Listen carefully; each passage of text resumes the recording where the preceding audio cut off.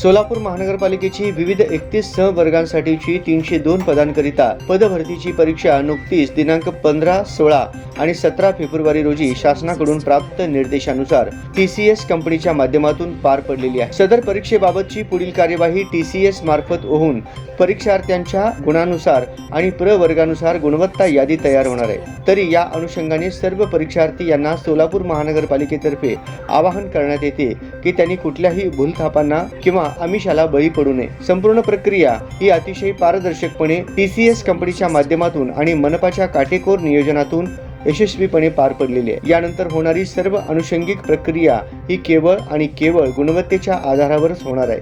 नेमणूक होण्याबाबत कोणत्याही व्यक्तीशी आर्थिक अथवा इतर व्यवहार करू नयेत। कोणाची अशा प्रकारे फसवणूक झाल्यास त्यास मनपा जबाबदार असणार नाही। तरी सर्वांनी याची नोंद घ्यावी असे आवाहन महापालिकेचे आयुक्त शीतल तेलीउगले यांनी केले।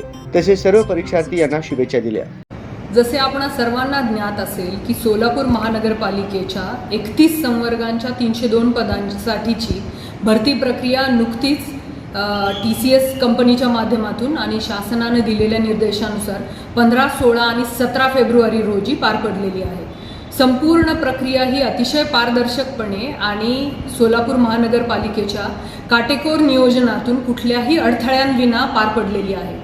यानंतरची जी काही प्रक्रिया आहे ती फक्त अनुषंगिक असून वेगवेगळे नियम आणि जातनिहाय आरक्षणे आणि विद्यार्थ्यांना मिळालेले गुण फक्त आणि फक्त याच आधारावरती अंतिम निवड प्रक्रिया पार पडणार आहे। त्यामुळे माझं सोलापूर महानगरपालिकेच्या माध्यमातून सर्व परीक्षार्थींना विनंती करण्यात येते आणि त्यांना निवेदन करण्यात येतं की आपण भरती प्रक्रियेच्या संदर्भात कुठल्याही प्रकारच्या भूलथापांना आर्थिक आमिषांना बळी पडू नये। संपूर्ण निवड प्रक्रिया ही फक्त आणि फक्त आपल्याला मिळालेले गुण आणि जातनिहाय आरक्षणे प्रवर्गनिहाय आरक्षणे यांच्याच आधारावरती होणार आहे।